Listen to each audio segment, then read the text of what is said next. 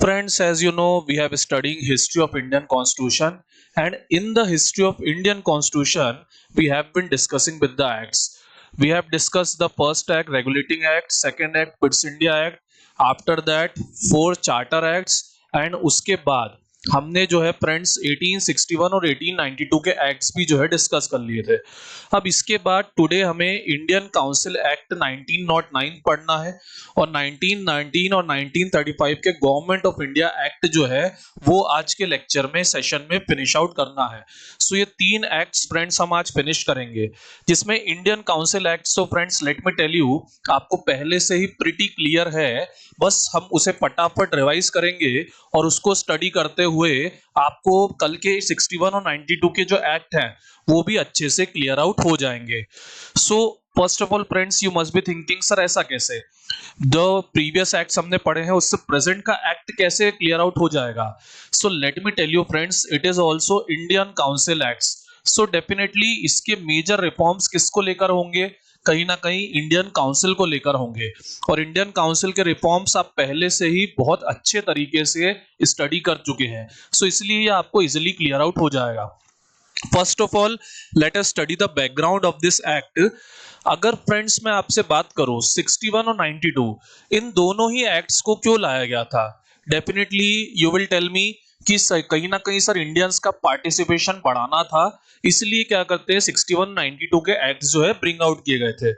But let me tell you, Queen Victoria के ये कहने के बाद भी कि India would be treated equally, बहुत कम ऐसे इंडियंस थे जिन्हें ब्रिटिश अथॉरिटीज में इस प्रॉपर जो है पोस्ट मिली थी या पोजीशन मिली थी, क्योंकि Britishers were not ready to accept us that is Indians as their equal partners. Other than that, अगर फ्रेंड्स मैं आपको हिस्ट्री में लेकर जाऊं, so I guess you all must know कि पहले बांग्लादेश भी क्या था, इंडिया के ही बंगाल का पार्ट था। लेकिन 1905 में लॉर्ड कर्जन ने क्या करा फ्रेंड्स, बांग्लादेश का यानी वेस्ट बंगाल जो है और उस दोनों का पार्टीशन कर दिया, एंड जो बंगाल है वो ईस्टर्न बंगाल और वेस्ट बंगाल में डिवाइड हो गया।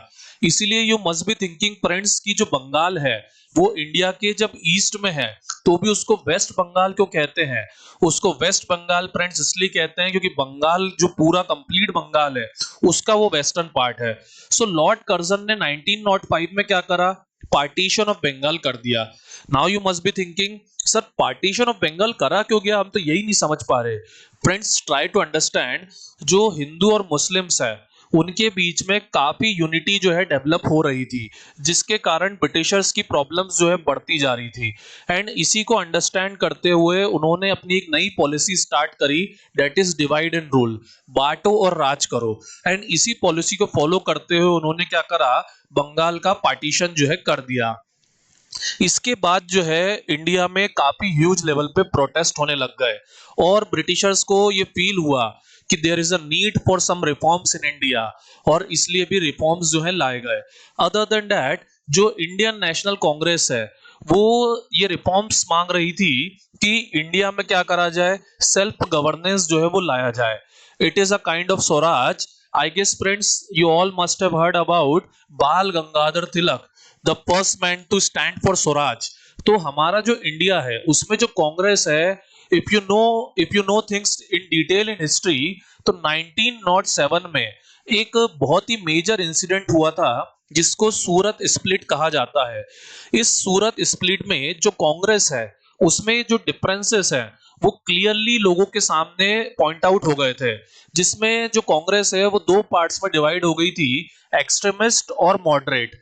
इन Hindi it is very clear, extremist गरम दल, मॉडरेट्स नरम दल। एक्सट्रीमिस्ट सत्ता जो है स्वतंत्रता जो है आजादी जो है वो तलवार की नोक पर ही आएगी, भीख मांगने से नहीं आएगी। मॉडरेट्स अहिंसा के मार्ग पर, क्या कहते हैं, नॉन वायलेंस के रूट पर चलने वाले, कि हमारे जो भी प्रॉब्लम्स है उनके लिए हमें प्रोटेस्ट करना चाहिए, डिमांड करना चाहिए, सत्याग्रह करना चाहिए, but violence is not the solution. So इन दो, क्या कहते हैं, ग्रुप्स में हमारा पूरा कांग्रेस जो है डिवाइड हो गया था।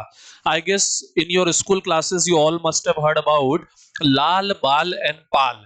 सो फ्रेंड्स, ये लाल बाल पाल कोई और नहीं एक्सट्रीमिस्ट है। सी, लाला राजपत राय, बाल गंगाधर तिलक and Bipin Chandra Pal. These were the Lal, Bal and Pal. अब फ्रेंड्स ये जब स्प्लिट हो गया, so try to think very carefully कि ब्रिटिशर्स किसको क्या कहते हैं फेवर करना चाहेंगे, एक्सट्रीमिस्ट को कि मॉडरेट्स को। डेफिनेटली फ्रेंड्स ब्रिटिशर्स मॉडरेट्स को फेवर करेंगे, क्योंकि ये नॉन वायलेंस का रूट क्या कर रहे हैं, फॉलो कर रहे हैं, और इनसे डील करना ब्रिटिशर्स को डेफिनेटली थोड़ा उन्हें लगता था कि उन्हें इजी पड़ेगा। We know it very well कि इजी नहीं पड़ा। बाद में a man came, that is Gandhi ji, who has united the whole India without violence. तो ये ब्रिटिशर्स को बाद में सारा टफ पड़ा, लेकिन at this point of time they were thinking कि उन्हें मॉडरेट्स को प्लीज करना है और जो एक्सट्रीमिस्ट है उन्हें अवॉइड करना है। तो इसके लिए भी क्या करा गया, कई सारे रिफॉर्म्स लाने का जो है डिसीजन लिया गया, एंड इसी के अकॉर्डिंग 1909 में एक नया एक्ट आया।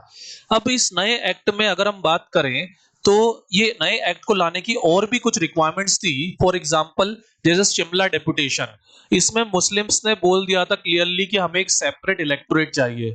Now you must be thinking sir ये सेपरेट इलेक्टोरेट क्या होता है। सो फ्रेंड्स ये रिजर्वेशन से भी एक कदम आगे की चीज है, जिसको हम आज के सेशन में क्लियर आउट करेंगे। सो अभी के लिए इसको छोड़ देते हैं। Other than that Gopal Krishna Gokhale ji ने मीटिंग करी थी इंग्लैंड में कि रिफॉर्म्स लाए जाने चाहिए, and most of it John Morley friends अगर हम बात करें, I guess you have studied in the books कि इसको जो है एक और नाम से कॉल्ड आउट किया जाता है, that is Morley Minto reforms, जिसमें मॉर्ले क्या थे, सेक्रेटरी ऑफ स्टेट थे, और मिंटो क्या थे, वाइसराय थे, जिसके कारण इसको मॉर्ले मिंटो रिफॉर्म्स भी कहा जाता है। सो जो मॉर्ले हैं वो असल में लिबरल पार्टी के क्या कहते हैं पर्सन थे। I guess friends you all must remember secretary of state जो है वो खुद क्या होता है, वो खुद पार्लियामेंट का कैबिनेट मिनिस्टर होता है ब्रिटेन का, ठीक है। तो वहां पर पार्टी चेंज हुई थी और लिबरल पार्टी आई थी। अब लिबरल पार्टी जो है फ्रेंड्स वो इस फेवर में थी कि इंडियंस को थोड़ी क्या दी जाए, ऑटोनॉमी दी जाए, पावर्स दी जाए। सो अगर हम बात करें ये सारे जो रीजंस है, इन सबके कारण कुल मिलाकर हमारा क्या आया, ये रिफॉर्म जो है, ये एक्ट जो है 1909 का आया। अब इसके प्रोविजंस की अगर मैं बात करूं friends, so first and foremost provision है इसका वही जो हम पहले पढ़ते आ रहे हैं, सेंट्रल लेजिस्लेटिव काउंसिल का क्या हुआ, एक्सपांशन हुआ। लेट मी टेल यू या let me make you remember, पहले कितना था, 10 to 16 था, कब था, 1892 के एक्ट में। सो उसी को एक्सपांड करके क्या कर दिया, 16 to 60 कर दिया। So friends try to understand very carefully, हम धीरे धीरे अपने इंडिया का जो प्रेजेंट पार्लियामेंट सिनारियो है लोकसभा और राज्यसभा का, जिसमें हम 543 और 245 मेंबर्स देखते हैं, हम धीरे धीरे उसी स्ट्रेंथ की तरफ क्या कर रहे हैं, मूव ऑन कर रहे हैं। तो इसमें क्या करा गया, एडिशनल मेंबर्स और बढ़ा दिए गए। डेफिनेटली जब एडिशनल मेंबर्स बढ़ेंगे तो ऑफिशियल नॉन ऑफिशियल मेंबर्स भी क्या हो जाएंगे फ्रेंड्स, बढ़ जाएंगे। अब इसके बाद एग्जीक्यूटिव में लेकिन कोई चेंज नहीं किया गया, एग्जीक्यूटिव वही 6 रखे गए, और 6 के अलावा एक वॉइसरॉय रखा गया। यू कैन कॉल इट 66 की जगह 67, क्योंकि वॉइसरॉय भी इसमें काउंट हो जाएगा। अब फ्रेंड्स लेजिस्लेटिव काउंसिल्स जो है वहां पर भी स्ट्रेंथ क्या करी गई, बढ़ाई गई। अदर देन दैट जो बहुत ही इंपॉर्टेंट डिसीजंस थे यहाँ पर वो ये थे कि जो इंडियंस है उन्हें फ्रेंड्स क्या कहते हैं, council of secretary of state, I guess you all must remember, हमने यस्टरडे स्टडी आउट करा था कि जो 1858 का एक्ट है उसमें सेक्रेटरी ऑफ स्टेट की 15 मेंबर काउंसिल बनाई गई है। तो जो सेक्रेटरी ऑफ स्टेट की काउंसिल रहती है 15 मेंबर्स की, ये इस पूरे स्ट्रक्चर से डिफरेंट होती है फ्रेंड्स, है ना। तो सेक्रेटरी ऑफ स्टेट की काउंसिल में 15 मेंबर्स में 2 क्या आ गए, इंडियंस आ गए, and that was a huge thing, क्योंकि try to remember secretary of state और वाइसरॉय की एग्जीक्यूटिव काउंसिल, इन दोनों में इंडियंस का कोई पार्टिसिपेशन नहीं था। अभी तक इंडियंस जो है सिर्फ और सिर्फ ये नॉमिनेटेड और इलेक्टेड मेंबर्स में, नॉन ऑफिशियल मेंबर में ही काउंट हो रहे थे। तो इंडियंस को क्या करा गया, जो वाइसरॉय की एग्जीक्यूटिव काउंसिल है उसमें पार्ट दिया गया, जिसके पहले पर्सन थे कौन, Satyendra Prasad Sinha. It is very very important, जो कि क्या थे, लॉ मेंबर थे। इसके अलावा as I told you, as I am telling you, जो 15 मेंबर सेक्रेटरी ऑफ स्टेट होता है उसमें भी 2 इंडियंस को क्या करा गया, पोजीशन दी गई, और वो कौन कौन थे, KG Gupta and SH Bilgrami. Now you must be thinking sir इनके फुल नेम क्या है। So just not do not worry, क्योंकि फ्रेंड्स ट्राई टू अंडरस्टैंड, हमें वैसे ही बहुत सारा डेटा जो है रिमेंबर करना है। सो जो चीजें एग्जाम में नहीं आएंगी उन्हें अगर हम लीव आउट ही कर दे तो ज्यादा बेटर रहेगा। अब इसके अलावा फ्रेंड्स ये स्ट्रक्चर तो आपके सामने ही है। Now you must be thinking कि सर ये स्ट्रक्चर तो ठीक है, इलेक्टेड नॉमिनेटेड वगैरह, बट सर ये इसके बाद क्या लिख रखा है आपने, जनरल इलेक्टोरेट, स्पेशल कैटेगरी, जमींदार, बिजनेसमैन, मुस्लिम वगैरह। सो let me make you understand by the next point, that is communal representation. Friends इसको समझाने के लिए मैं आपसे एक सवाल करता हूं। I guess in we all know कि इंडिया में रिजर्वेशन होता है, and I guess we have studied in article 332, article 330 and article 332 and article 330 की रिजर्वेशन इंडिया में किस तरीके से दिया जाता है। अब हम सब जानते हैं कि एससी और एसटी दोनों कम्युनिटीज के लिए हमारा रिजर्वेशन है। सो रिजर्वेशन में होता क्या है फ्रेंड्स, अगर सपोज एक कोई सा एरिया है जिसमें हिंदू और मुस्लिम दोनों रहते हैं, बट उसमें क्योंकि मेजोरिटी पॉपुलेशन क्या कहते हैं, सपोज एससी पीपल की है, तो एससी पीपल को क्या हो जाता है, एससी कैंडिडेट जो है वहां से स्टैंड आउट हो जाता है। पर एससी कैंडिडेट को हिंदू और मुस्लिम दोनों की दोनों क्या करते हैं, वोट करते हैं। जनरल, एससी, एसटी, ओबीसी सभी उसको क्या करते हैं, वोट करते हैं। चलिए मैं इसे और क्लियर करता हूं। जैसे एक सपोज एक रीजन है जिसमें जनरल, एससी, एसटी और ओबीसी चारों रहते हैं, पर उसमें एससी पॉपुलेशन ज्यादा है। सो वहां से जो इलेक्शन के लिए खड़ा होता है वो नॉमिनी कौन रहता है, एससी नॉमिनी रहता है। बट उसको वोट कौन डालता है, तो उसे जनरल, एससी, ओबीसी, एसटी सब लोग उसको वोट डालते हैं। सो कहीं ना कहीं friends that is what, that is reservation.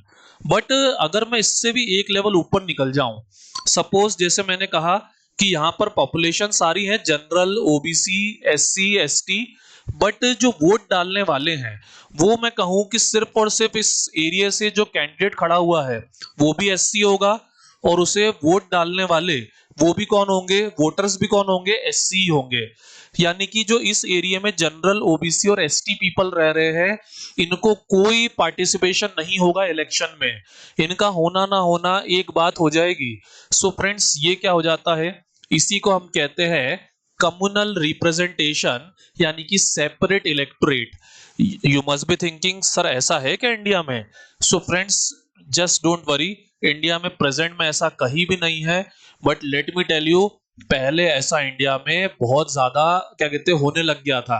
1909 के सबसे मेन रिफॉर्म यही था कि उसमें कम्युनल रिप्रेजेंटेशन लाया गया था, सेपरेट एंड डिस्क्रिमिनेटरी इलेक्टोरेट जो है उसको स्टार्ट कर दिया गया था, जिसके तहत ये देखिए फ्रेंड्स, ये इलेक्टेड लोगों में स्पेशल इलेक्टोरेट जो है इसमें 5 क्या है, मुस्लिम्स हैं जो कि क्या करे गए हैं, कम्युनिटी वाइज जो है सिलेक्ट किए गए हैं।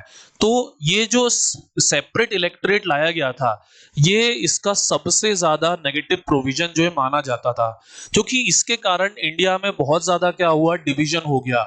जो मुस्लिम्स थे उन्होंने इसको खुशी खुशी एक्सेप्ट करा, और हिंदूज ने इसको बहुत ज्यादा डिनाई करा, जिससे हिंदू मुस्लिम के बीच में डिवाइड जो है वो क्रिएट हो गया। जो ब्रिटिशर्स था उनका एक्चुअली मेन एम ही ये था, डिवाइड एंड रूल। वो मुस्लिम्स को ये श्योर करना चाहते थे कि Hindus are not ready to give them rights, जबकि ऐसा कुछ भी नहीं था। जो कांग्रेस थी उसे बहुत क्लियरली समझ आ रहा था कि ये हिंदू और मुस्लिम्स को डिवाइड करने का एक क्या है, प्रोविजन है बस। बट जो मुस्लिम लीग के लीडर थे मोहम्मद अली जिन्ना, वो इसके बहुत ज्यादा फेवर में थे, जिसके कारण ये डिसीजन जो है लिया गया, और जिसके कारण वी ऑल नो कि it became the foundation for our enemy nation, that is Pakistan. Pakistan जो है उसको एक ह्यूज सपोर्ट जो है इसी कम्युनल रिप्रेजेंटेशन से मिला। Other than that there are some और features which you must know, कि I guess friends you must be remembering from the last lecture कि हमें जो है, हमें बजट के ऊपर कुछ पावर्स मिली थी। Friends let us see in the previous sessions slide. हमें जो है प्रीवियस सेशन की जो स्लाइड है उसमें आपने जैसा अंडरस्टैंड करा होगा कि हमें बजट से रिलेटेड कुछ पावर्स जो है मिली थी। नहीं नहीं फ्रेंड्स, हाँ हमें जो है बजट से रिलेटेड, देखिए फ्रेंड्स हमें बजट से रिलेटेड डिस्कस करने की, क्वेश्चंस पूछने की पावर मिली थी, but we didn't get the power to ask supplementary question. ठीक है, सो उसी तरीके से, और जो बजट में पावर थी उसमें हमारे पास क्या नहीं था, राइट टू वोट नहीं था। सो अब डेफिनेटली इसमें जब हमें कोई चीज मिल जाती है, so what do we do, हम डिमांड करते हैं कि हमें इससे और चाहिए। सो इन द सेम वे इस एक्ट में भी हमने डिमांड करी कि हमें और चाहिए। सो हमें क्या मिली, इसमें बजट डिस्कस के साथ साथ रेजोल्यूशंस मूव करने की क्या हो गई, पावर मिल गई। I guess friends you must be remembering article 107 to 11 में हमने पढ़ा है कि what is the meaning of resolution. Other than that, जो एग्जीक्यूटिव काउंसिल्स है उनसे क्वेश्चन पूछने की पावर तो हमें कल ही मिल गई थी, but what we get today, हमें आज जो है सप्लीमेंट्री क्वेश्चन पूछने की पावर जो है मिल गई। बट स्टिल हमें किसी भी फॉरेन पॉलिसी पे या किसी भी प्रिंसली स्टेट से कोई भी डिस्कशन करने की पावर जो है नहीं दी गई। So I guess friends you all must be understanding कि हम क्या हो रहे हैं, धीरे धीरे जो हमारी पावर्स हैं वो बढ़ रही है, इंडियंस की डिमांड्स और एक्सपेक्टेशंस भी क्या हो रही हैं, बढ़ रही हैं, और हम एक इंडिपेंडेंट इंडिया की तरफ भी धीरे धीरे मूव ऑन कर रहे हैं। अब इसके बाद नेक्स्ट एक्ट था friends, government of India act 1919। Friends, this is very very important from the historical point of view too, but still I will touch the constitutional important things only. So friends, अगर हम बात करें तो इस act को लाने की सबसे मेन रीजन थी friends world war. I guess you all must know कि 1914 में वर्ल्ड वॉर फर्स्ट जो है स्टार्ट हो गया था।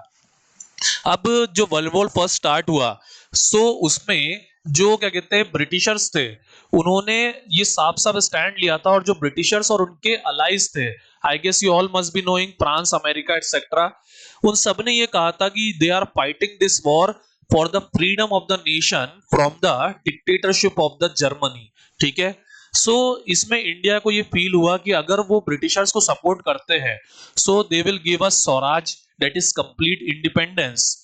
But later on we came to know कि ब्रिटिशर्स के पास ऐसा कोई इंटेंशन नहीं था, वो बस हमें कन्विंस करके जो वर्ल्ड वॉर था उसमें हमारा हेल्प लेना चाह रहे थे। And I guess if you have studied the things in history, जो गांधी जी थे उन्होंने भी ब्रिटिशर्स को इस वॉर में काफी सपोर्ट करा था कि हमें ब्रिटिशर्स की हेल्प करनी चाहिए। अब जब वॉर खत्म हुआ, so as I told you, Indians were expecting कि हमें कंप्लीट इंडिपेंडेंस मिलेगी, but they didn't got complete independence, they got Montague-Chelmsford reform. अब now you must be thinking, sir, you told its name Government of India Act, now you are telling Montague-Chelmsford reform. So let me tell you, they are one and the same thing. One is Secretary of State, other is Viceroy. That's why the name Montague-Chelmsford reform, just like the Morley-Minto reform.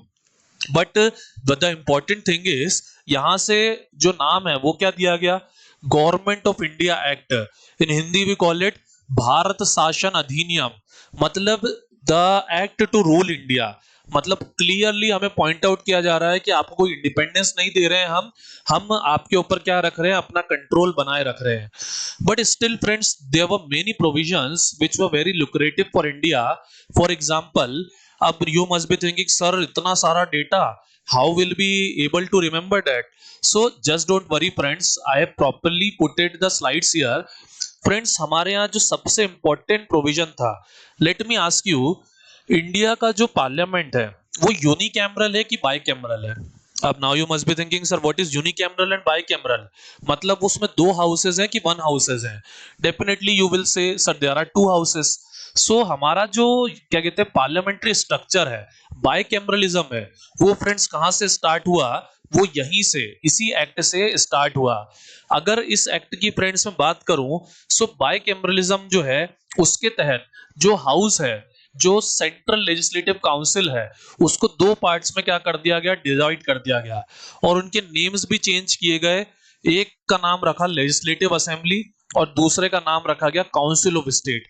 Do not get confuse, यही legislative assembly बाद में हमारे लिए क्या कहलाएगी friends, Lok Sabha, और यही council of state बाद में क्या कहलाएगी, राज्यसभा। और लेजिस्लेटिव असेंबली जो है ये स्टेट्स वाली नहीं है, इसी को इंडिया की इंडिपेंडेंस के बाद हम लोग क्या कॉल्ड आउट करेंगे, house of the people. Now I guess you are pretty clear. अब फ्रेंड्स, इसमें क्या करा गया, दोनों हाउसेस में दो तरह के मेंबर्स रखे गए, एक इलेक्टेड एक नॉमिनेटेड, एक इलेक्टेड और एक नॉमिनेटेड। सो फ्रेंड्स, आपको नंबरिंग यहां तक याद रखनी है, 41 नॉमिनेटेड, 104 इलेक्टेड। किसमें? लेजिस्लेटिव असेंबली में। 27 nominated, 33 elected. if the data is not clearly visible to you, just don't worry, क्योंकि सारा डेटा इस स्लाइड में जो आपके फ्रंट में है इसमें सब लिखा हुआ है। अब इसके अलावा अब फ्रेंड्स जो नॉमिनेटेड लोग हैं उसमें भी दो तरह के पर्सन्स थे, एक थे ऑफिशियल और दूसरे थे नॉन ऑफिशियल। इधर भी सेम, एक थे ऑफिशियल और दूसरे थे नॉन ऑफिशियल। बट इसमें if you look very carefully, इसमें एक बड़ी इंपॉर्टेंट चीज है, जो मुस्लिम्स है उनकी सीट्स कम्युनल रिप्रेजेंटेशन वाली कितनी कर दी गई? 30 कर दी गई।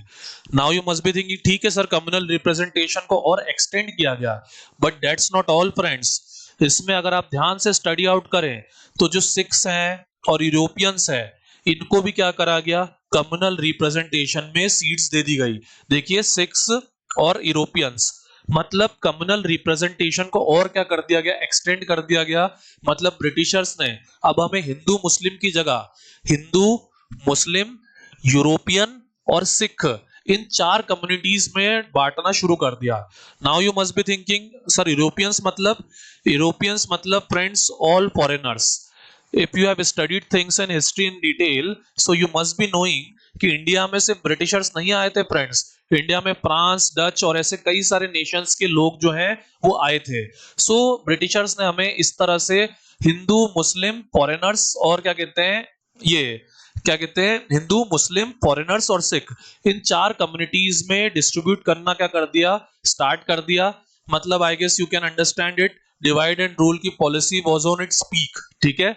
सो जो लेजिस्लेटिव असेंबली बनाई, बाइकैमरलिज्म बनाया, देयर पॉइंट वाज कि इंडिया में हम चेक एंड बैलेंस ला रहे हैं। अब हमने इंडिया में मेंबर्स बहुत ज्यादा बढ़ा दिए हैं, इलेक्टेड मेंबर्स प्रॉपरली हम जो है इलेक्टेड वर्ड जो है इस्तेमाल कर रहे हैं, यूज कर रहे हैं, प्रॉपर इलेक्शंस जो है हम कैरी आउट करवा रहे हैं और इसमें हिंदू, मुस्लिम, सिख सबको प्रॉपर पार्टिसिपेशन करने का चांस भी हम दे रहे हैं। But on the same end as I said to you, इसमें कम्युनल रिप्रेजेंटेशन भी क्या करा गया? बढ़ा दिया गया। But if I tell you about this, तो इसमें ऐसा नहीं है फ्रेंड्स कि सिर्फ बुरी चीजें ही थी, इसमें कुछ अच्छी चीजें भी थी। फॉर एग्जाम्पल पहले के मुकाबले जो वोटर्स थे उनका नंबर जो है एक्सटेंड कर दिया गया था। अदर देन दैट ये देखिए इलेक्शन एंड फ्रेंचाइज, अगर हम बात करें पहले के मुकाबले जो वोटर्स है वो बढ़ा दिए गए थे, but still there was no universal adult franchise और नो एडल्ट सफरेज, जो हमने आर्टिकल 326 में स्टडी आउट करा है। बस इन्होंने एक टफ क्राइटेरिया बना दिया था जिससे वोटर्स जो है आने लगे थे। But you will be sad to know कि इंडिया जैसी ह्यूज कंट्री में क्या कहते हैं, अगर मैं बात कर रहा हूं 33 मेंबर्स की इलेक्टेड की, तो उनके लिए सिर्फ 1700 वोटर्स जो है आ रहे थे। See council of state 33 elected post, तो इन 33 पोस्ट के लिए सिर्फ 1700 वोटर्स जो है आ रहे थे।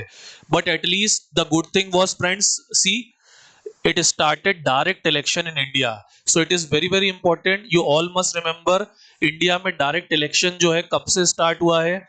ये इसी एक्ट से 1919 के एक्ट से स्टार्ट हुआ है। Very very important election. और इसके अलावा अगर अपन बात करें gave recognition to elective principle, ये किस में हुआ है? कम्युनल रिप्रेजेंटेशन में। मतलब what you must remember, indirect election 1892, elective principle 1909 and direct election जिसमें प्रॉपर वोटर्स जो है सिलेक्ट किए गए थे 1919। I guess you all are pretty much clear now. अब फ्रेंड्स इसके बाद अगर मैं बात करूं, you all must be thinking sir इस स्लाइड का क्या इंपॉर्टेंस है, आपने इसमें कुछ भी एक्सप्लेन नहीं किया। तो friends this slide is not at all important and nothing could be asked from this slide, but I have given this slide so that आप ये अंडरस्टैंड कर पाए कि 1919 में किस तरीके से वोटर्स जो है वो सिलेक्ट किए जाते थे और डायरेक्ट इलेक्शन का प्रिंसिपल किस तरीके से इंडिया में आया था।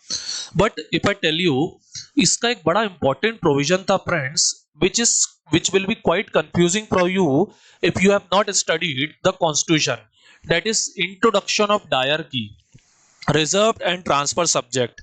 Now you must be thinking sir ये क्या है? So friends it is nothing to be worried. I guess friends you all must have studied central union list and state list. Yes, sir, we have studied.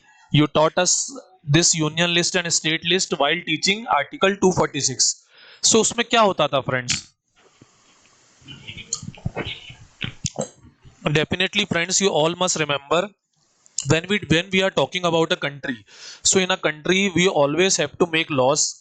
Laws जो होते हैं वो किस पर होते हैं? सब्जेक्ट्स पर होते हैं. I guess you all must remember कि जो 1861 था उसमें जो बंगाल ने जो है मद्रास और बॉम्बे दोनों की जो लॉ मेकिंग पावर्स है वो वापस से रिटर्न कर दी थी और 1861 से डिसेंट्रलाइजेशन स्टार्ट हो गया था. मतलब कि अब ये तीनों जो है लॉ बना सकते हैं. But friends, try to understand very carefully, किस सब्जेक्ट पे लॉ कौन बनाएगा, ये डिसीजन कैसे होगा.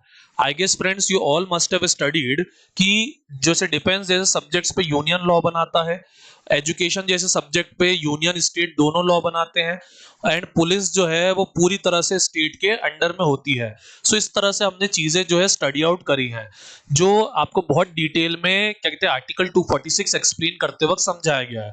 सो 1919 में बड़ा इंपॉर्टेंट प्रोविजन ये किया गया कि जो यूनियन लिस्ट है और प्रोविंशियल लिस्ट है इसको प्रॉपर डिवाइड कर दिया गया सेंट्रल सब्जेक्ट्स और प्रोविंशियल सब्जेक्ट्स में. अब इतना तो हमारे कॉन्स्टिट्यूशन में अभी भी हो रहा है, लेकिन इसमें friends let me tell you एक लेवल और बढ़ के काम किया गया. जो प्रोविंस हैं, प्रोविंस का मतलब फ्रेंड्स स्टेट्स होते हैं, उनके जो सब्जेक्ट्स हैं उन्हें भी दो पार्ट्स में डिवाइड किया गया, that is transfer subject and reserve subject. Now you must be thinking sir transferred क्या है और रिजर्व क्या है. So try to understand friends, transfer subjects क्या होते हैं? Administered by governor with aid and advice of minister responsible to assembly. Now you must be thinking sir ये क्या है. So friends, अगर हम बात करें स्टेट्स में as you all know governors होते हैं, so उसी तरह से जो प्रोविंसेस होते थे हर प्रोविंस का अपना क्या होता था? गवर्नर होता था. और बंगाल का तो एक मेन गवर्नर जनरल होता है जिसे हम गवर्नर जनरल ऑफ इंडिया कहते हैं. ये गवर्नर जो है इसको बोला गया कि ट्रांसफर सब्जेक्ट्स पे आप किसके साथ वर्क करोगे? मिनिस्टर्स के साथ वर्क करोगे. आई गेस प्रेजेंट स्ट्रक्चर के जैसा ही है कि जो गवर्नर है वो क्या कहते हैं मिनिस्टर्स के साथ मिलकर पॉलिसी बनाएंगे, बट जो मिनिस्टर्स हैं वो क्वेश्चन आवर में जाकर किसको जवाब देंगे? पार्लियामेंट को आंसर करेंगे, असेंबली को आंसर करेंगे. अब लेकिन इससे एक रिवर्स चीज भी करी गई, that is reserve subject. Reserve subject जिसमें गवर्नर जो है किसके साथ वर्क करेंगे? Executive council. जो गवर्नर जनरल की एग्जीक्यूटिव काउंसिल हमने स्टडी करी है उसके साथ वर्क करेंगे. मतलब try to understand very carefully, एक तरफ हम गवर्नर जो है ये एडिशनल मेंबर्स के साथ वर्क करेगा. एडिशनल मेंबर अब तो रहे नहीं. गवर्नर एक तरफ तो क्या करेगा, ये लेजिस्लेटिव असेंबली और काउंसिल ऑफ स्टेट के साथ वर्क करेगा, और दूसरी तरफ जो है गवर्नर जो है वाइसरॉय की जो एग्जीक्यूटिव काउंसिल है जो मैंने इस डायग्राम में मेंशन नहीं करी है 6 मेंबर की, उसके साथ वर्क करेगा. Now you must be thinking sir ऐसा क्यों? So friends see in this slide मैंने बहुत क्लियरली मेंशन करा है क्या होता है. जैसे I guess you all know defence, foreign affair, currency, income tax, ये ऐसे सब्जेक्ट है जो सेंटर डील करता है. सो इसलिए ये सेंट्रल सब्जेक्ट्स होते हैं. पर जो प्रोविंशियल सब्जेक्ट होते हैं इसमें भी कुछ सब्जेक्ट ऐसे होते हैं जो ज्यादा इंपॉर्टेंट होते हैं और कुछ ऐसे होते हैं जो लेस इंपॉर्टेंट होते हैं. For example land revenue, famine relief, irrigation, justice, law and order, newspaper, borrowings borrowings forest, ये ऐसे सब्जेक्ट्स हैं जो ज्यादा इंपॉर्टेंट होते हैं. And other than that education, health, sanitation, public work, agriculture, fisheries, ये ऐसे सब्जेक्ट होते हैं जो लेस इंपॉर्टेंट होते हैं. Now you must be thinking sir education और हेल्थ लेस इंपॉर्टेंट कैसे हुए? So friends try to understand britishers India में किस मोटिव से आए थे. डेफिनेटली ब्रिटिशर्स का इंडिया में मोटिव क्या था? मॉनेटरी था. और ये एजुकेशन, हेल्थ, ये सब कैसे कैसे मेजर्स हैं? ये रिफॉर्मेटिव मेजर्स हैं जिनसे कंट्री क्या होती है? रिफॉर्म होती है, कंट्री का डेवलपमेंट होता है. So tell me, Britishers were concerned about monetary value और reformation of our country. Definitely you all will say they were concerned about monetary value and control over the country. So इसीलिए जितने भी ऐसे subjects थे जिनमें कहीं ना कहीं ह्यूज लेवल पे मनी इन्वॉल्व था, या फिर जो पावर और कंट्रोल वाले थे जैसे लॉ एंड ऑर्डर, न्यूज़पेपर वगैरह, तो वो सारे के सारे मेजर्स जो है उन्होंने अपने अंडर में रिजर्व सब्जेक्ट में ले रखे थे, जिसमें पार्लियामेंट के पास कोई पावर थी ही नहीं। और जो ऐसे सब्जेक्ट्स थे एजुकेशन, हेल्थ वगैरह, जिनके लिए ब्रिटिशर्स बहुत ज्यादा कंसर्न नहीं थे, उन्होंने उसको किस में डाल दिया, ट्रांसफर सब्जेक्ट में डाल दिया। मतलब कि we were given a lollipop on the name of transfer subject, कि now Indians you will also get the power to make law. मतलब कि हमें कैसा फूल बनाया जा रहा है फ्रेंड्स, ट्राई टू अंडरस्टैंड। हमें लॉ मेकिंग की पावर दी जा रही है, बट ऐसे सब्जेक्ट्स पे जिनसे ब्रिटिशर्स को कोई लेना देना ही नहीं है। So that was dyarchy form of government, जो आपके सामने इस स्लाइड में, सिंगल स्लाइड में मैंने बहुत क्लियरली क्या कहते हैं एक्सप्लेन करी है। अब फ्रेंड्स अदर देन दैट और भी कुछ इंपॉर्टेंट फीचर्स थे। I guess you all must had heard Simon go back. अब फ्रेंड्स एज आई नो, जिन्होंने हिस्ट्री अभी नहीं पढ़ी है, we all remember Simon go back, but we didn't remember कि साइमन गोबैक क्यों बोला जाता है। So friends try to understand. 1919 का जो एक्ट था, इसके प्रोविजंस को चेकआउट करने के लिए एक कमीशन बनाने की बात की गई थी आफ्टर एवरी 10 इयर्स। मतलब 1919 के बाद कब, 1929 में। और इसी को फॉलो करते हुए, क्योंकि इंडिया में कंडीशंस ठीक नहीं थी, तो एक कमीशन बनाई गई, साइमन कमीशन 1927 में। Now you must be thinking sir ये तो एक अच्छी चीज है कि ब्रिटिशर्स जो उन्होंने लॉ बनाया है उसको चेकआउट कर रहे हैं कि उसका रिजल्ट कैसा आ रहा है। सो इस पर व्हाई वी वर एजिटेटिंग कि Simon go back. So we were agitating friends क्योंकि इस कमीशन में कोई भी इंडियन नहीं था, and that is the reason कि जब हमने स्ट्रॉन्ग एजिटेशन करा, सो ब्रिटिशर्स ने बोला कि आप अपनी डिमांड्स जो है अपना खुद का एक कॉन्स्टिट्यूशन बना के हमें दे दीजिए, हम आप उसको भी कंसिडर कर लेंगे। और इसमें क्योंकि जो मोहम्मद अली जिन्ना जी है वो कन्विंस नहीं थे इसके पॉइंट से, इसलिए उन्होंने जिन्नास 14 पॉइंट्स जो हैं वो क्या कहते हैं ब्रिटिशर्स को हैंड ओवर किए थे। एंड जो नेक्स्ट एक्ट है उसके ये दोनों जो है मेन ग्राउंड्स जो है बनने वाले हैं। अब इसके अलावा और इसी कारण जो है हमने ये नारा स्प्रेड करा था Simon go back. Other than that बहुत ही इंपॉर्टेंट जो है friends, I guess you all are preparing for public services. So you must be knowing कि पब्लिक सर्विस कमीशन हमारे यहाँ कब स्टार्ट हुआ। So friends I guess you all must know कि इसके पहले जो हमारे यहाँ एग्जाम्स हैं, जो सिविल सर्विसेज है, उनकी पोस्टिंग लंदन से हो रही थी। बट हमारे यहाँ एक proper public service commission body जो है वो स्टैब्लिश करने की बात करी 1919 के एक्ट ने, जिसके according central public service commission जो है 1926 में हमारे यहाँ सेटअप हुई ली कमीशन की रिकमेंडेशंस पर। It is important for history and constitution both the subjects, so you all must no. अब फ्रेंड्स आते हैं हम अपने अगले एक्ट पे, गवर्नमेंट ऑफ इंडिया एक्ट 1935 पे। अब friends I guess you all must have heard about it many times कि जो इंडियन कॉन्स्टिट्यूशन है उसका मोर देन 50% पोर्शन जो है इसी एक्ट से लिया गया था। So do you know what was the reason? Friends the reason was it is the longest act till now. Britishers ने जितने भी एक्ट इंडिया में पास किए थे उनमें सबसे बड़ा एक्ट ये था। इसमें 321 सेक्शंस और 10 शेड्यूल थे। I guess friends it is very much clear to you now why I'm explaining this all things in the last, because if I started explaining these things in the starting, so I guess friends you all must be facing a lot of difficulty while understanding this. That's why we are explaining this in at the last.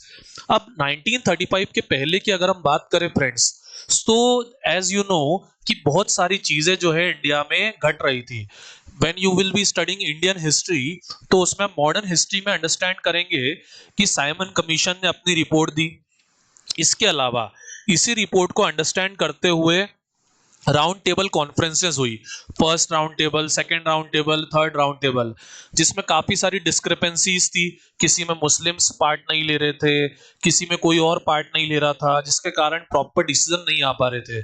इसके अलावा जो Britishers हैं उनकी government ने भी एक document पास करा, white paper. और इसके अलावा जो ब्रिटिशर्स ने पार्लियामेंट कमिटीज बनाई थी, सिलेक्ट कमिटी फ्रेंड्स पार्लियामेंट बनाती है किसी भी टॉपिक पर एक्सपर्ट ओपिनियन जानने के लिए। तो ज्वाइंट सिलेक्ट कमिटीज जो है बनाई गई थी। इन चारों का जो समराइज व्यू था उससे कुछ बातें अंडरस्टैंड हुई, और जो बातें अंडरस्टैंड हुई उसी के अकॉर्डिंग क्या करा गया, एक और एक्ट जो है पास किया गया, जिसमें अगर हम बात करें सो इंडियंस को, जिसको लाने के पहले प्रॉमिस किया गया था कि इंडियंस को क्या दिया जाएगा, डोमिनियन स्टेटस जो है दिया जाएगा। Now you must be thinking dominion status क्या होता है।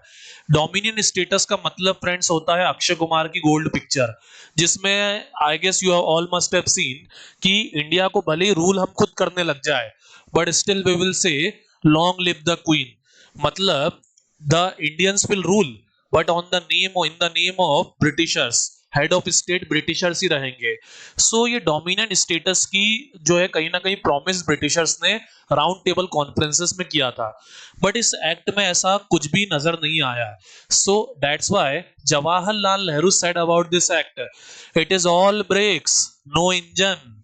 ये एक ऐसी गाड़ी है जिसमें ब्रेक तो बहुत सारे हैं पर इंजन नहीं है। नाउ लेट्स सी कि इस एक्ट में क्या है। सो फ्रेंड्स, इस एक्ट में जो इकलौती अच्छी चीज थी वो थी ऑल इंडिया फेडरेशन। इकलौती तो नहीं, आई मस्ट से और भी बहुत सारे अच्छे पॉइंट्स थे, बट जो सबसे पॉजिटिव पॉइंट साउंड करता था वो था ऑल इंडिया फेडरेशन, जिसमें अगर मैं बात करूं तो उस टाइम जितने भी प्रोविंसेस फॉर्म हो गए थे, जो 11 प्रोविंसेस मेनली फॉर्म हो चुके थे जो ब्रिटिशर्स के अंडर में थे, और इसके अलावा 6 चीफ कमिश्नर प्रोविंसेस फॉर्म हो चुके थे। Now you must be thinking sir ये चीफ कमिश्नर प्रोविंस क्या होता है। सो फ्रेंड्स, इस to understand this chief commissioner province आप इसको कंपेयर कर लीजिए हमारी प्रेजेंट यूनियन टेरिटरीज से, और अगर आप इसको और अंडरस्टैंड करना चाहते हैं तो यू ऑल मस्ट सी हमारा सेशन रीऑर्गेनाइजेशन ऑफ स्टेट और इंटीग्रेशन ऑफ टेरिटरी, वहां पर भी हमने चीफ कमिश्नर प्रोविंस के बारे में ही डील करा है। तो 11 प्रोविंसेस जिनको हम प्रेजेंट स्ट्रक्चर में स्टेट्स कह सकते हैं, 6 चीफ कमिश्नर प्रोविंसेस, और वो प्रिंसली स्टेट्स भी प्रेजेंट में स्टेट्स ही बन चुके हैं friends.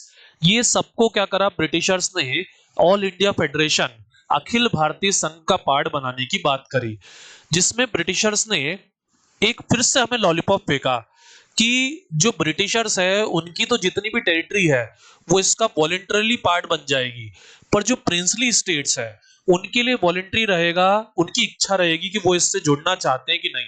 C friends, this is all India federation, जिसमें उन्होंने बोला, अब ये ध्यान से देखिए, ये हमारे प्रेजेंट स्ट्रक्चर के बिल्कुल सिमिलर आ गया है, और अब ठीक है, जिसमें अगर हम बात करें, जिसमें लोकसभा की जगह क्या रखा गया है, फेडरल असेंबली, राज्यसभा की जगह काउंसिल ऑफ स्टेट, इसके अलावा ये हमारा क्या है, ये हमारा लेजिस्लेटिव असेंबली, और ये हमारा क्या है, लेजिस्लेटिव काउंसिल, विधान परिषद, इसको क्या कहते हैं हम, विधानसभा।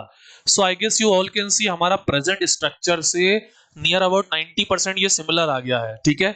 सो व्हाट ब्रिटिशर्स कॉल्ड कि इंडिया जो इतना डिवाइडेड है हम उसे यूनाइट कर देंगे, हम एक ऑल इंडिया फेडरेशन जो है बनाना चाहते हैं जिसमें पूरा इंडिया एक सिंगल बॉडी बनके फंक्शन करेगा।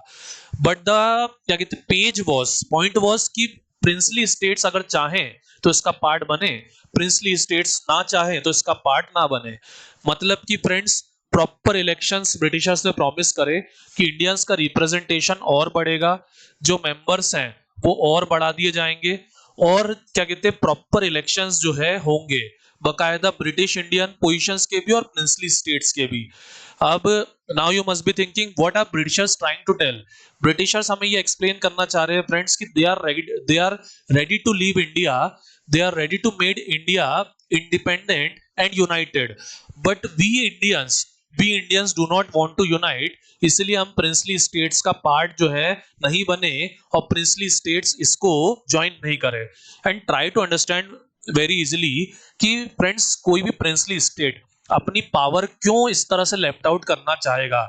डेफिनेटली कोई भी अपनी पावर इस तरह से लीव आउट नहीं करेगा, जब वो एक राजा है, किंग है, सो वो अपनी पावर क्यों लीव करेगा, वो अपना ऊपर थ्रेट क्यों लेगा। एंड आई गेस फ्रेंड्स लेना भी नहीं चाहिए।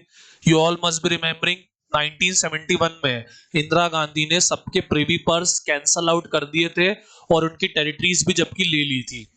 चलिए लेट अस कंटिन्यू। अब फ्रेंड्स इसमें अगर हम बात करें तो बाइकैमरल लेजिस्लेचर में ही अब नाम बदल दिया गया। अब नाम क्या रखा गया, फेडरल लेजिस्लेचर, जिसमें आई गेस ये स्ट्रक्चर आपके सामने है कि प्रिंसली स्टेट, नॉमिनी, इलेक्ट्रेट वगैरह। But still you must be thinking sir यहाँ ब्रिटिश इंडिया में इलेक्ट्रेट लिखा है और प्रिंसली स्टेट्स में नॉमिनी लिखा है। It means that princely states में there will be no election. Princely states में जो राजा महाराजा है दे विल देमसेल्फ नॉमिनेट कि उनकी तरफ से इस ऑल इंडिया फेडरेशन में कौन जाएगा, ठीक है। But as I told you this all India federation never came into being, जो कि प्रिंसली स्टेट्स के लिए इसे ज्वाइन करना कंपलसरी नहीं था। बट स्टेट लेवल पे भी इसमें एक बड़ी चीज करी गई। स्टेट लेवल में क्या कहते भी बाइकैमरलिज्म लाया गया। Try to read it very carefully. State level पे बाइकैमरलिज्म लाया गया, बट 6 में से कितने प्रोविंसेस, 11 में से कितने प्रोविंसेस में, 6 आउट ऑफ 11 प्रोविंसेस में। Now you must be thinking sir 6 में क्यों, 11 में क्यों नहीं। So it is very much clear friends. Present में भी अगर हम बात करें so we have bicameralism in bigger states like UP, United province को ही आज हम यूपी कहते हैं। सो उसी तरह से जो उस समय के बड़े बड़े स्टेट्स थे, Bengal, Madras, Bombay, UP, Bihar, Assam, I guess very easy to remember, ये सब हाईली पॉपुलेटेड या फिर मेजर बिगर रीजन्स थे उस वक्त इंडिया के। सो इन 6 प्रोविंसेस में क्या करा गया, बाइकैमरलिज्म ब्रिंग आउट किया गया। बिल्कुल प्रेजेंट स्ट्रक्चर जैसा है, विधानसभा, विधान परिषद, ओके। अब इसके अलावा जो बाकी के 5 प्रोविंसेस थे वहां पर क्या रखा गया, यूनिकैमरलिज्म रखा गया। अब friends these are the things which you all have to study again and again and remember it very carefully because I have explained it to you in the first session only कि यहाँ से questions आते हैं and काफी सारे आते हैं। And इसका एक्सप्लेनेशन जो है, प्रॉपर एक्सप्लेनेशन मैंने ये यहाँ पर स्लाइड्स में दिया है। सो इससे आपको ये बहुत अच्छे से क्लियर आउट हो जाएगा। इसके अलावा if you study things in detail in the books so you must be studying कि जो हमारे यहाँ जो कम्युनल रिप्रेजेंटेशन था वो इस एक्ट में और बढ़ा गया था। वुमेन, माइनॉरिटीज और डिप्रेस क्लासेस जो हैं इनको भी क्या कहते हैं, कम्युनल रिप्रेजेंटेशन दिया गया था। सो कहां से दिया गया था friends, let me tell you कि ये 156 मेंबर्स जो थे इसमें से 150 के अलावा जो 6 मेंबर्स थे वो क्या थे, वो वुमेन, माइनॉरिटीज और डिप्रेस क्लासेस के थे। इनको भी नॉमिनेट जो है करा जाने लग गया। मतलब कि friends try to understand, britishers जितना हो सके इंडिया को उतना ज्यादा डिवाइड करने का पूरा ट्राई कर रहे हैं ताकि हम फाइट ही करते रह जाए। And the important thing is tenure. You all must be thinking sir हमारे यहाँ टेन्योर 6 ईयर और 5 ईयर रहते हैं, बट उस समय ऐसा नहीं था। फेडरल असेंबली जो लोकसभा का काउंटर पार्ट है उसका टेन्योर तो 5 ईयर था, पर काउंसिल ऑफ स्टेट जो राज्यसभा का काउंटर पार्ट है उसका टेन्योर उस समय 6 ईयर ना होके ओनली क्या था, 3 ईयर था, ठीक है। I guess friends it is all clear to you now. अब इसके आगे बढ़ते हैं friends, division of power.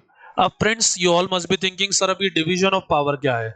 So friends nothing to worry, article 256 में 46 में आपने स्टडी आउट करा था कि फेडरल लिस्ट और क्या कहते हैं, फेडरल लिस्ट यानी यूनियन लिस्ट और स्टेट लिस्ट के अलावा एक कॉन्करेंट लिस्ट भी होती है जिस पर दोनों लॉज बना सकते हैं। सो उसी चीज को क्या करा गया, इस एक्ट में एड ऑन कर दिया गया। यही क्या है, डिवीजन ऑफ पावर है। अब now you must be thinking sir दिमाग जो है पूरा फटने लग गया है, what is this provincial autonomy and this dyarchy at centre.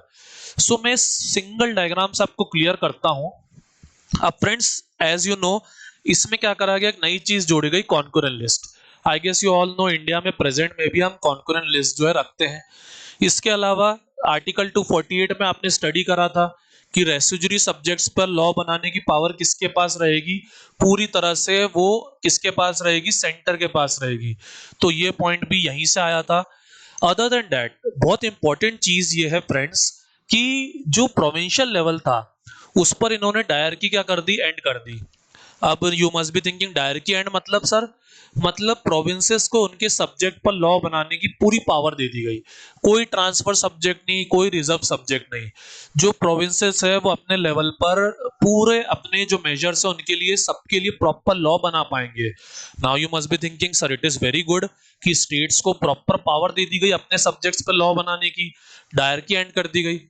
But try to understand friends, britishers were very very smart. अगर वो हमें कोई एक चीज देते थे तो इन रिटर्न हमसे कुछ ले लेते थे। सो उन्होंने डायरकी कहां पर इंट्रोड्यूस कर दी? सेंट्रल लेवल पे। मतलब ब्रिटिशर्स ने हमारा ट्रिगर अगर स्टेट लेवल पे छोड़ दिया तो कहां पकड़ लिया? सेंट्रल लेवल पे पकड़ लिया। बस इसको इसी तरीके से आप अंडरस्टैंड करें। डायरकी लाए 1919 में प्रोविंशियल लेवल पर, फिर हमें लॉलीपॉप दिया, प्रोविंशियल लेवल पर हमें ऑटोनॉमी दे दी, और सेम जो ट्रिगर है वो हमारा सेंट्रल लेवल पे डाल दिया, डायरकी इंट्रोड्यूस कर दी, ताकि अल्टीमेटली जो पावर है वो अभी भी किसके पास रहे? वो अभी भी जो अल्टीमेटली पावर है वो ब्रिटिशर्स के पास ही रहे। ये जो स्लाइड आपके फ्रंट में है इसमें यही चीज जो है स्ट्रेट फॉरवर्ड जो है डिटेल में क्लियर की गई है। और फिर से वही करा गया, जो रिजर्व लिस्ट है उसमें सारे इंपॉर्टेंट सब्जेक्ट डाल दिए गए, defence, external affair, metals related to tribal areas etcetera etcetera, सारे इंपॉर्टेंट सब्जेक्ट जो है यहाँ पर डाल दिए गए। अब इसके अलावा friends there were also some other points friends. If I ask you when was our supreme court made, definitely you all will say 28 January 1950. So friends, let me tell you it is not the truth. Actually एक federal code बनाया गया था 1937 में दिल्ली में, और इसी को बाद में क्या नाम दिया गया? सुप्रीम कोर्ट नाम दिया गया। सो एक्चुअल बेसिस पे अगर हम बात करें तो हमारा जो प्रेजेंट दिल्ली का सुप्रीम कोर्ट है ये 1937 में फॉर्म हो गया था, बट उसका नाम सुप्रीम कोर्ट 28 जनवरी 1950 को रखा गया है। Other than that you all must be thinking sir reserve bank of India ये कहां से आ गया? So let me tell you friends, if you remember very carefully, 1 April ये रिजर्व बैंक ऑफ इंडिया की डेट है, और उसका ईयर जो है वो भी आप चेकआउट करें 1935 के ही अराउंड है। सो ये भी क्या है, इसी एक्ट से लाया गया था। Other than that you all must be thinking sir आपने अभी एक सेंट्रल पब्लिक सर्विस कमीशन के बारे में बताया था, बट इंडिया में तो हम प्रेजेंट में यूपीएससी एमपीपीएससी रखते हैं, तो हमारे यहाँ तो एमपी लेवल पे और नेशनल लेवल पे अलग अलग बॉडीज है। So let me tell you ये भी इसी एक्ट में हुआ है 35 में, federal, provincial and joint public service commission यहाँ पर फॉर्म हुए हैं। अब you must be thinking sir ये जॉइंट पब्लिक सर्विस कमीशन क्या है? नथिंग फ्रेंड्स, 2-3 स्टेट्स को फॉर्म करके अगर सिंगल कमीशन बना दे so that is joint public service commission. ठीक है, तो ये इस एक्ट में हुआ था। Other than that voting definitely इसमें और क्या करी गई, एक्सटेंड करी गई, और इंडिया की नियर अबाउट 30 मिलियन पॉपुलेशन जो है, 3 करोड़ पॉपुलेशन जो है उसको वोटिंग का राइट क्या है, मिल गया। एंड प्रेजेंट में तो we all know we are following universal adult franchise. अब फ्रेंड्स आज का सेशन काफी बड़ा हो चुका है, so that's all for now. इसके आगे जो है हम कल कंटिन्यू करेंगे, but let me tell you just don't miss tomorrow session, because tomorrow we would be dealing with Indian independence act and constituent assembly, which is very very important, जिससे आपको clear होगा कि हमने कॉन्स्टिट्यूशन क्यों बनाया है। ठीक है friends, so bye bye for now.